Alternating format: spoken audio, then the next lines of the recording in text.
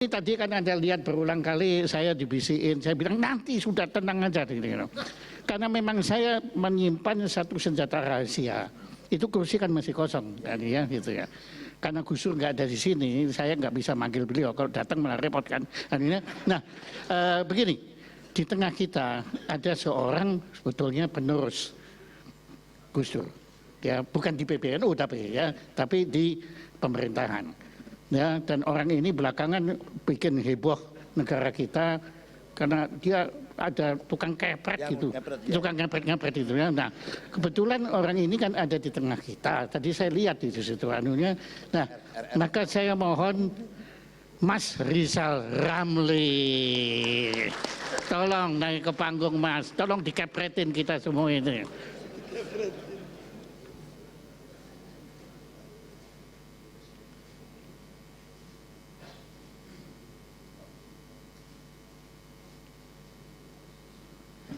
Tepuk tangan untuk Pak Rizal. Dia ini menyemangati beliau. Nah, ayo.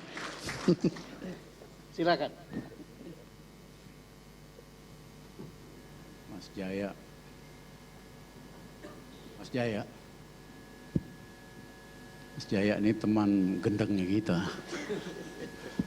Pak Muhtar, selamat ulang tahun. Inspirasinya luar biasa. Pak SBY, teman, sahabat lama saya, cuman 8 tahun terakhir berkuasa kita berbeda pendapat. Tapi sekarang udah selesai, waktunya lagi untuk berbaikan Pak SBY. Pak Muhtar mengesankan karena memang dia bankir bertangan dingin. Dia besarkan BCA. Semua orang yang ngerti dunia keuangan dan perbankan tahu Bapak Muhtar itu bankir bertangan dingin. Dan selalu terbuka terhadap pikiran baru. Saya ingat kami Oktober tahun 96 mengeluarkan laporan Econet Outlook untuk tahun 97, hampir 200 halaman, di mana kami perkirakan Indonesia akan mengalami krisis ekonomi besar. Kami katakan tahun 1997, the year of uncertainty, karena banyak, baik karena rupiah yang overvalued, maupun hutang domestik yang terlalu besar, bahwa hati-hati tahun 97 bisa-bisa ada awan mendung di atas ekonomi Indonesia, ada current account deficit yang besar, hati-hati bisa jadi hujan, bisa jadi banjir. Nah, itu kami presentasikan di kalangan para pengusaha dan profesional. Pak Muhtar nggak hadir, tapi hebatnya Pak Muhtar dapat laporan itu, membaca laporan itu. Saya diundang ke Karawaci. Kita breakfast, Pak Muhtar katakan, Mas Rizal, tadinya saya nggak percaya dengan ramalan ini. Karena semua penasihat saya dalam sama luar negeri mengatakan 97 bagus-bagus saja ekonomi Indonesia. Nggak bakal ada apa-apa. Tapi setelah saya baca laporan ini, saya percaya bahwa ini akan terjadi. Betul-betul a very cold-blooded analysis on the part dari Pak Muhtar. Karena dia terbuka, mayoritas pendapat pada waktu itu mengatakan 97 bagus kok, Bank Dunia katakan bagus, IMF katakan bagus, para analis semua katakan bagus. Kemudian beliau tanya, what can I do? Sangat terbuka, saya punya aset, bank, perusahaan di Hong Kong, saya punya bank, perusahaan finansial di Indonesia. What should I do?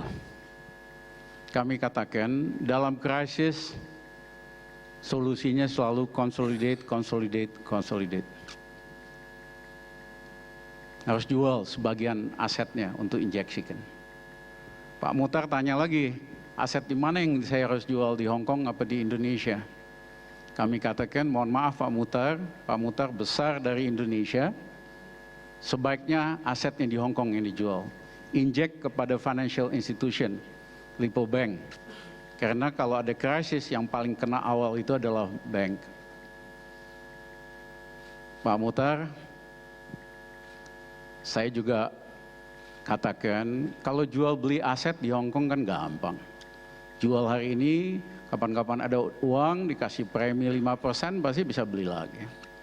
Kalau di Indonesia nggak mungkin, sekali jual tuh susah baliknya.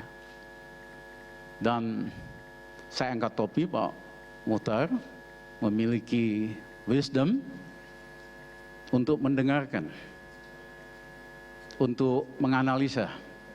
Kadang-kadang pemimpin itu kekuatannya dari kemampuan mendengar. Mendengar Pak Muhtar itu luar biasa. Dan seperti diketahui, Pak Muhtar jual asetnya di Hong Kong, injek kepada Lipo Bank, Lipo Finance. Lipo Bank satu-satunya bank besar di Indonesia yang krisis 98 itu cuma goyang sedikit. Yang lainnya kolaps, BCA kolaps, Danamon kolaps, macam-macam. Karena yang lain juga terlalu percaya diri. Saya ingat satu bankir yang punya bank besar, sama saya diajak makan siang, diskusi. Saya bilang ini bakal ada angin topan besar tahun 97. Dia bilang gampang. Kita udah biasa, kita banyak teman, kita bisa lakukan apa-apa. Ya, kemudian begitu topan itu terjadi, banksnya kolaps, gedungnya disita, dan sebagainya. Jadi yang saya temukan di Pak Muhtar, he's an intellectual to begin with. Karena intelektual itu selalu mulai dari ide. Tetapi seperti yang dikatakan oleh Ketua TPD tadi, beliau juga bukan man of ideas only, tapi juga man of action. Itu a rare combination, kombinasi yang jarang. Ada orang yang idenya bagus-bagus, tapi kemampuan untuk implementasi dan action terbatas. Pak Muhtar memiliki dua-duanya. Yang kedua, kita kalau mengerjakan apapun, kalau hanya sekedar mengerjakan sesuatu, hasilnya itu asal-asalan. Tapi kalau kita mengerjakan sesuatu dengan passion, ya, dengan hati, pasti hasilnya luar biasa. Dan di dunia yang Pak Muhtar masuk, selalu dia kerjakan dengan passion. Saya ingat waktu Karawaci masih belukar, diundang sama Pak Muhtar ke sana, dia bilang, Mas Rizal, ini saya mau bangun perusahaan real estate besar. Saya akan mampu mengalahkan Ciputra. Waktu itu Ciputra nomor 1. Saya tanya, kenapa Pak Muhtar begitu yakin? Karena saya pada waktu itu Pak Muhtar nggak yakin. Dia bilang, saya menguasai finance. Kalau soal desain, engineering, nanti kita hire yang paling bagus di dunia. Kombinasi antara real estate dan finance itu kekuatan yang dahsyat. Dan juga James, saya ingat itu diperuntukkan untuk James Riyadi. Ya, karena James orang yang berani ngambil risiko, cocok di dunia real estate. Your father really love you. Ya.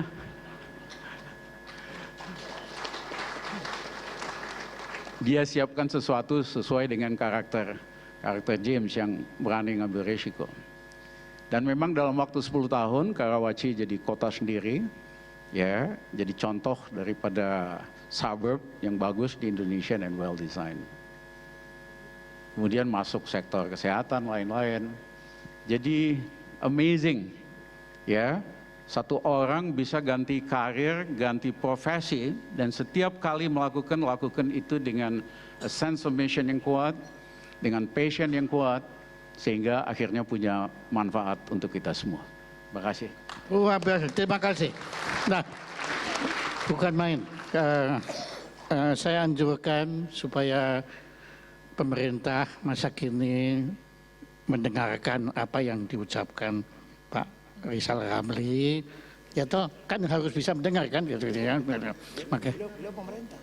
Loh, ya, enggak, dia pemerintah, tapi kan beliau itu beyond pemerintah sebetulnya.